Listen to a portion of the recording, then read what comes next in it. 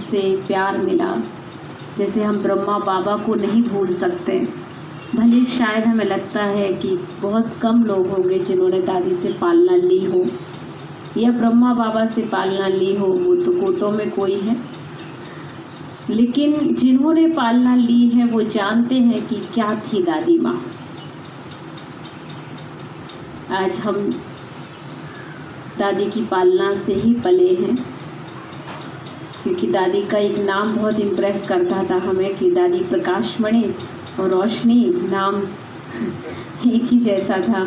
तो एक संकल्प था, जब दादी मधुबन गए थे पहली बार, दादी की दृष्टि पड़ी तो मन में आया कि जैसे दादी ने प्रकाश फैलाया देश विदेश में सब जगह, हम भी ऐसा अपना नाम रोशन करेंगे, दादी से प्रेरणा लेंगे। दादी से दृष्टि ली, दादी से पहली बार मुलाकात हुई। दादी ने उस दिन कुछ खास था तो दादी ने टीचर्स बहनों को स्पेशल बुलाया था, लेकिन हम जब फर्स्ट टाइम गए थे तो हम टीचर नहीं थे, हम कन्या के रूप में एक घर से ही गए थे, क्योंकि कोई साड़ी पहन के तो नहीं गए थे, सूट पहन के गए थे। और जब पहली बार मिले तो सब टीचर्स को ही स्टेज पर बुलाया गया था कि सभी टीचर्स आएंगे और वो दादी से मिलेंगे। दादी प्रकाशमणि जी उस समय क्लास करा रहे थे, दादी ने सबको बुलाया, स्टेज पे ऐसे सभा बैठी हुई थी उसी में, और पहले टीचर भी गिनी चुनी होती थी, अब जैसे टीचर्स बहुत हो गई हैं, पहले इतनी टीचर्स भी नहीं थी। तो फिर दादी के जो छोटे थे उनको दादी ने कहा आगे आ जाओ, तो हम छोटे थे तो हमें सबसे आगे बुला लिया, ऐसे दादी के सामने ही हम बिल्कुल छोटे बैठ गए सामने। दृष्टि पड़ी दादी की तो हमें पता नहीं, अजीब सी ऐसे लग रहा था जैसे हमारी दादी से तो हमें इतना प्यार नहीं मिला, लेकिन इन दादी से कुछ अलग सी फीलिंग्स आ रही थी।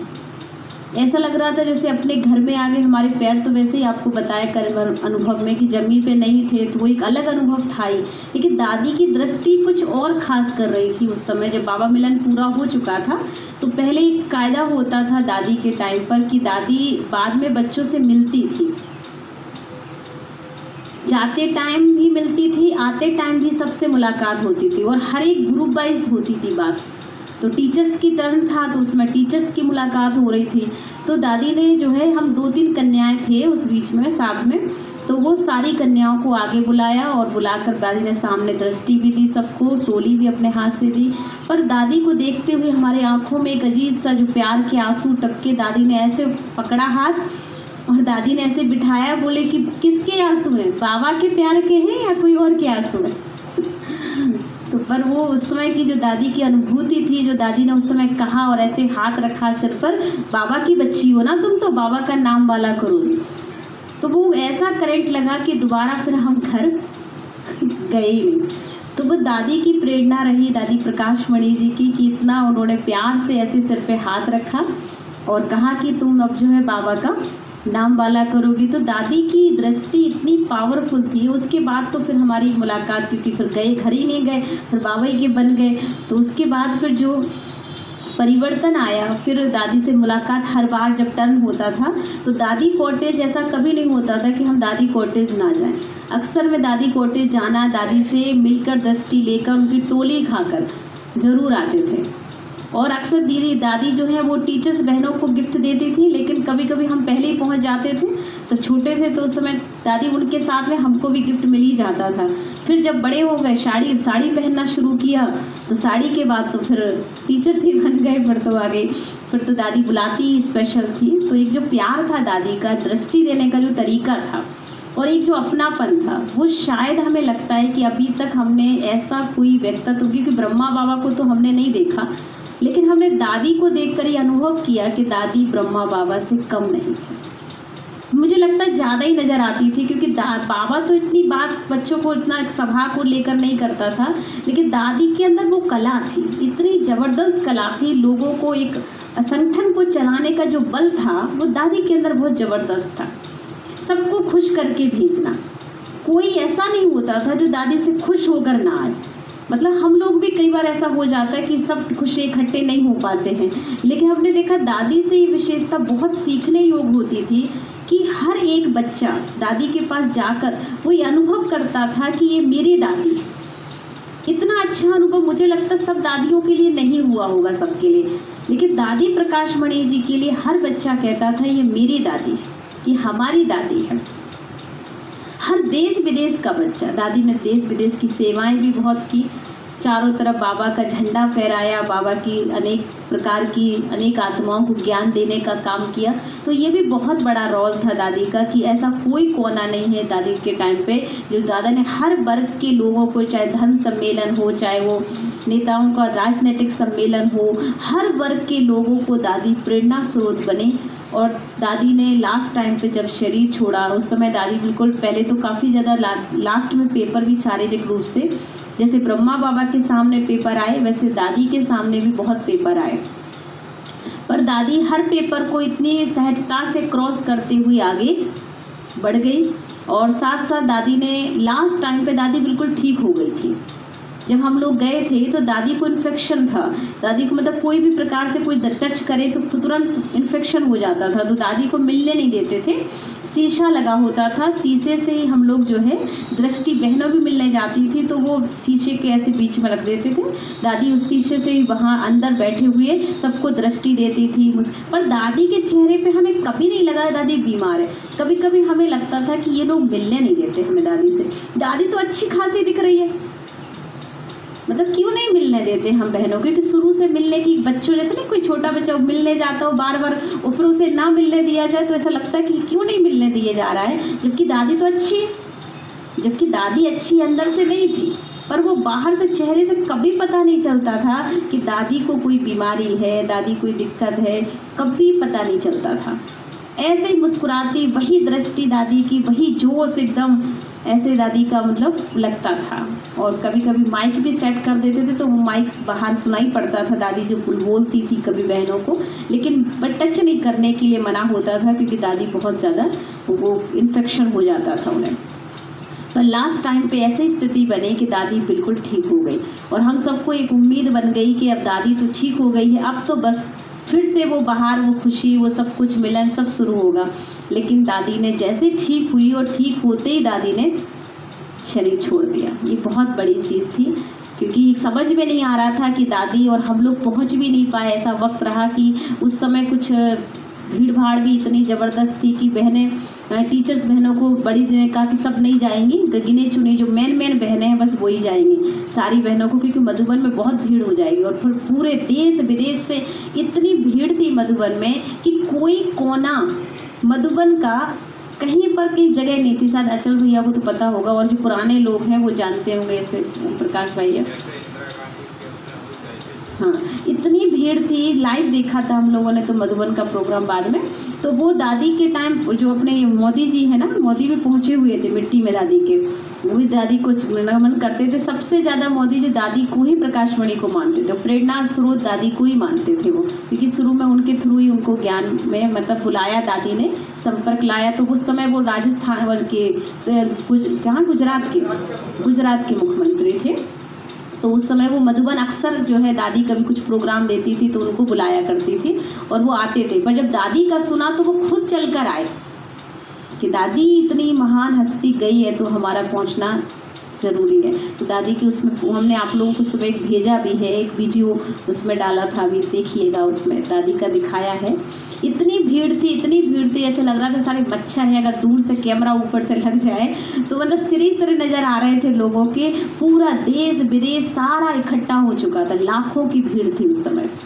और ऐसे दादी का जो रूप था वो कहीं किसी का भी नहीं देखा गया, ऐसा दादी का जो खास उस समय का पार्ट रहा। तो ये हम सबके लिए दादी प्रकाशमणि सच में प्रकाश का ऐसा स्तंभ बन गई। और ऐसे जब दादी चले गए शरीर छोड़ करके तो फिर बच्चों को एक हलचल सी हो गई कि अब क्या होगा, क्योंकि दादी ही एकमात्र ऐसी थी जो सबको चला सकती थी, बाकी सबके अंदर वो चीज़ इतनी नहीं दिखती थी। समझ नहीं आ रहा था किसको निमित्त बनाए। दादियाँ सब महान थी ऐसा नहीं है, लेकिन जो क्वालिटी दादी प्रकाशमणि, हर डिपार्टमेंट में जाना, हर बच्चे से मिलना, हर एक को खुश करके आना, ये नहीं कि किसी एक से, और रोज का रूटीन था, आज इससे मिलने जाएंगे तो आज उससे मिलने जा रही दादी। चाहे खाना बनाने का काम करने वाला हो, चाहे कोई भी हो, दादी किसी को छोटा नहीं समझती थी। अपने को जरूर छोटा कहती मैं तो भाई सेवाधारी हूँ, निमित्त हूँ, है ना, आप सब चलाते हो, आपके बिना तो कुछ होने वाला नहीं है। क्योंकि दादी जब छोटी थी, उम्र की इतनी बड़ी नहीं थी, जब उन्हें बाबा ने उनको माध्यम बनाया कहते हैं उस समय दादी के ऊपर भी बहुत सारे लोगों ने बहुत कुछ बोला कि दादी को हम नहीं मानने को तैयार हैं कि ये बाबा ने इनको शक्ति दे दी और यही यहाँ का कारोबार संभालेंगे। यज्ञ में और भी तो बहुत लोग थे, बाबा की बेटी थी और भी काफ़ी थे, तो बाबा ने उनको क्यों नहीं कहा, इनको ही क्यों कहा। तो कहते हैं दादी को उस समय सबने स्वीकार नहीं किया था, लेकिन दादी ने अपनी निर्माणता, अपनी महानता, अपनी योग्यता से सबका दिल जीत लिया कि फिर हर बंदा कहने लगा था, किसकी दादी? मेरी दादी, है ना।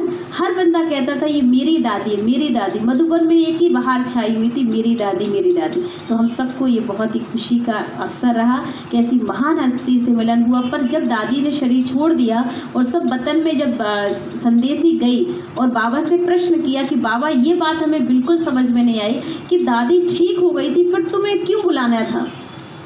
अब तो ठीक थी ना हमारी दादी, आपने क्यों बुलाया हमारी दादी को? दादी को नहीं बुलाना चाहिए था। पर बाबा ने कहा कि देखो बच्चे, दादी अपने स्वास्थ्य से बिल्कुल ठीक थी, पर बाबा दादी को इसलिए बुलाना चाहता था कि दादी ने संकल्प किया था बाबा से कि बाबा जैसे ब्रह्मा बाबा सूक्ष्म वतन में ज़्यादा टाइम रुका है, मुझे भी सूक्ष्म वतन में आपके पास रुकना है। मेरे को भी देखना है सब बच्चों को कैसे, क्या, कहाँ क्या कारोबार चल रहा है, क्या आपकी स्वर्ग बनाने की तैयारियाँ चल रही हैं। मैं बाबा आपके पास टाइम देना चाहती हूँ और इसीलिए मैं स्वस्थ होंगी तब तो आपके साथ बैठ सकूंगी। तो मेरे को जल्दी ठीक करो, मैं आपके पास आऊँ और आकर वतन में आपके पास टाइम दूँ। तो दादी ने बाबा के साथ वतन में काफ़ी दिन रहे और पूरा बाबा ने एक एक चीज़ दादी जी को दिखाई, बच्चों को भी दिखाई। बच्चों ने बहुत प्रश्न किए कि बाबा क्यों ले गए, क्यों ले गए। तो बाबा ने यही उत्तर दिया कि दादी की इच्छा थी। तो क्या समझते हो, दादी की इच्छा पूरी बाबा नहीं करेगा? जब क्योंकि पांचों प्रकृति के तत्वों ने दादी की जो है उस समय सेवा की थी। कहते पांचों तत्व उस समय बाबा ने संदेश दिया कि खिल उठे थे जब दादी ने शरीर छोड़ा। पांचों तत्व दादी का इतना सम्मान से स्वागत करे, धरती भी एकदम प्रफुल्लित हो गई थी कि इतनी महान हस्ती को मेरे अंदर मिट्टी समाएगी तो मेरी धरती कितनी वो महान हो जाएगी, जहाँ इतनी पावरफुल प्योर आत्मा का। तो वो सब दादी के पांचों तत्व स्वागत कर रहे थे और पांचों तत्व इतने प्रफुल्लित थे। जब बाबा ने बताया कि दादी जब यहाँ आई है तो सभी तत्वों ने भी दादी का स्वागत किया और सबने कहा कि दादी जो है वो एक ऐसी महान आत्मा रही है जो कि इतना इतिहास में शायद कोई बहुत विरला ही होगा। तो वो थी हमारी दादी प्रकाशमणि जी। फिर बाबा ने लास्ट में दादी का जन्म भी बताया कि दादी को बाद में बाबा ने भेजा बहुत टाइम बाद और बाबा ने कहा बस पता नहीं बताएंगे अभी, क्योंकि बाबा को बच्ची से अभी कार्य कराना है, क्योंकि बच्ची की रात दिन एक ही इच्छा होती थी, सेवा सेवा सेवा। और इसीलिए बाबा ने उसको सेवा के लिए अभी कहीं निमित्त बनाया है, जो ये बच्चों की आगे उन लोगों की एडवांस पार्टी के साथ ये बच्ची सेवा करेगी। बाकी इसका कर्म अकाउंट पूरा हो चुका है, लेकिन बाबा को अभी इससे बेहद की सेवा करानी है, इसीलिए बाबा ने वतन में दादी को बुलाया। तो इस तरीके से हमारी दादी ने हम सबके लिए प्रेरणा स्रोत बनकर एक ही संकल्प दिया था कि देखो बच्चे, अगर प्यार है और प्यार का रिस्पॉन्ड है कि सम्मान देना है, सम्मान लेना है। और 3 स्लोगन दादी के पक्के थे, निमित्त, निर्माण और निर्मल वाणी। ये 3 विशेषताओं से दादी दादी बनी और दादी ने हम सबको बेहद प्यार दिया। आज भी हम सब दादी को याद करके अंदर से उनकी विशेषताओं को याद करें और सोचें जो दादी में था वो हमें भी जीवन में लाना है। और दादी के हर सपने, जो दादी की इच्छा है कि जल्दी जल्दी तैयार हो जाएं और हम सब मिल करके वतन पहुँचें, अपने घर चले और फिर अपने स्वर्णिम दुनिया में राज करें। तो दादी ऐसी महान हस्ती जो छोटे बड़े बूढ़े बच्चे जवान हर एक बंदा दादी से खुश रहता था। कोई ऐसा नहीं कि छोटे बच्चे नहीं, छोटे बच्चों के भी दादी इतने कल्चरल प्रोग्राम कराती थी। तो आज आप सबको दादी प्रकाशमणि जी की स्मृति दिवस की बहुत बहुत सारी श्रद्धांजलि अर्पित, शुभकामनाएं, क्योंकि हम सब मिलकर के अभी दादी जी को श्रद्धांजलि अर्पित करेंगे और अर्पित करते हुए एक ही संकल्प रखेंगे कि दादी हम ये विशेषता आपसे आज उठा करके इसको ज़रूर अपने जीवन में लाएंगे। ठीक, ओम शांति।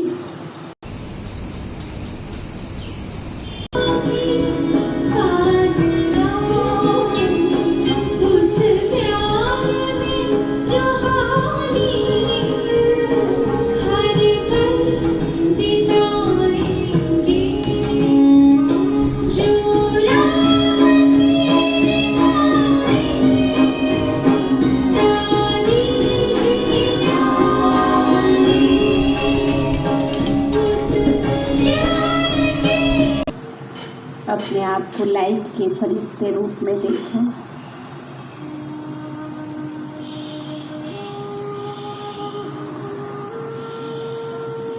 मैं लाइट का फरिश्ता मस्तक सिंहासन पर चमकता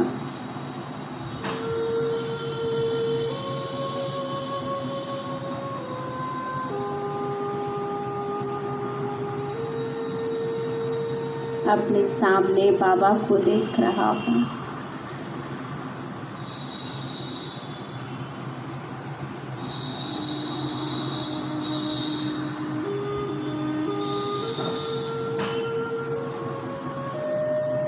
सूक्ष्म बतन में प्यारी प्यारी मीठी दादी प्रकाश मणि जी बाबा के साथ बैठी हुई हैं। मैं उनके लिए भोग अपनी भावनाओं का, श्रद्धा का उन्हें अर्पित करता हूँ।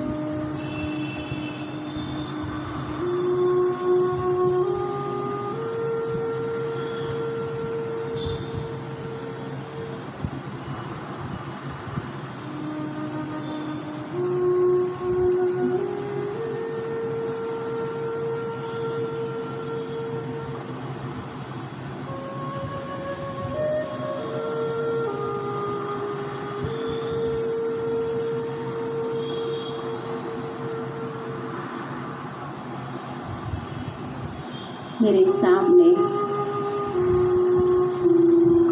मीठी दादी मंद मंद मुस्कुराती मुझे दृष्टि दे रही है।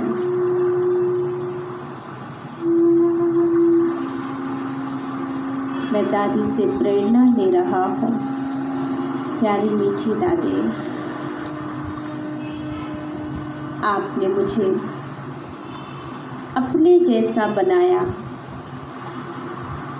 अनेक शिक्षाओं से सजाया।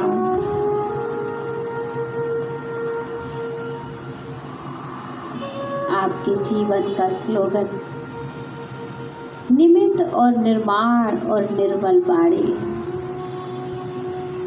सदा निमित्त बनकर दादी ने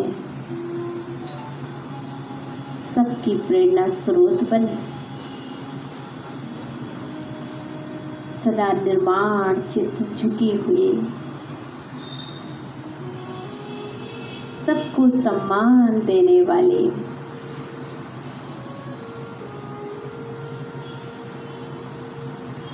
सबके प्रति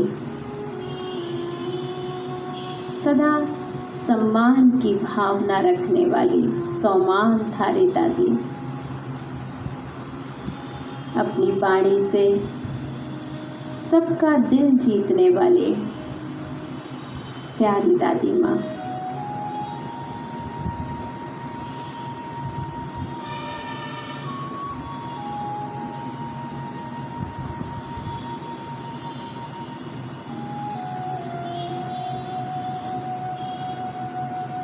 मुझे भी शक्ति दे रही है।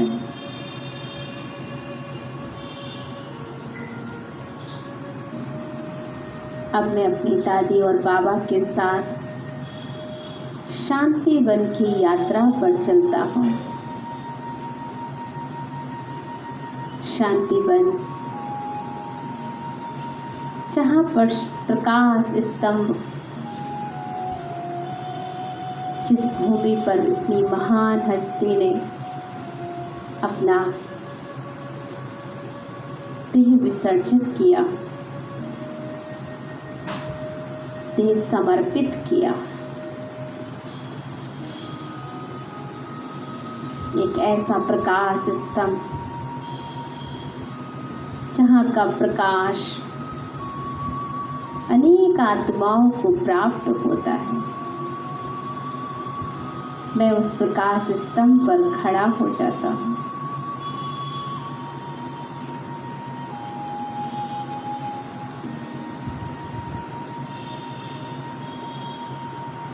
जहाँ अनेक आत्माएं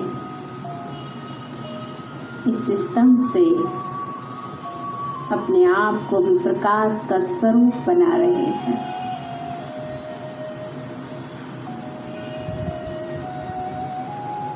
उसमें बाबा इतनी शक्ति भर रहे हैं प्रकाश स्तंभ पर कि हर एक आत्मा का आना प्रकाश से भरपूर हो जाना।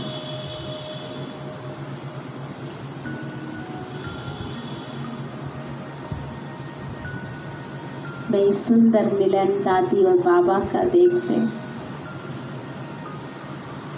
बाबा से शक्ति भरती रहती हूँ।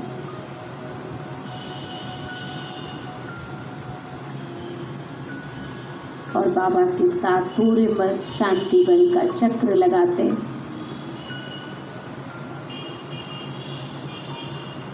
दादी को पुष्प पहनाया माला का,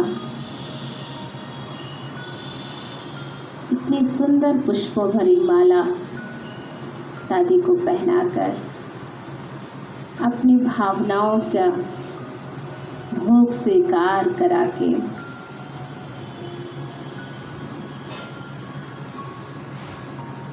मैं अनेक ब्राह्मण आत्माओं के लिए भोग लेकर आती हूँ। दादी बाबा से छुट्टी लेकर उनकी प्रेरणाओं को लेकर मैं वापस आ रही हूँ और मेरे अंदर इतना प्रकाश ही प्रकाश है कि मैं जहाँ पर पहुँच रही हूँ वहाँ चारों ओर इस प्रकाश का वातावरण चारों ओर फैल जाएगा, शांति और प्रेम का यह प्रकाश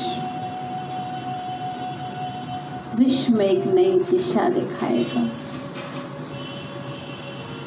शुक्रिया बाबा, शुक्रिया।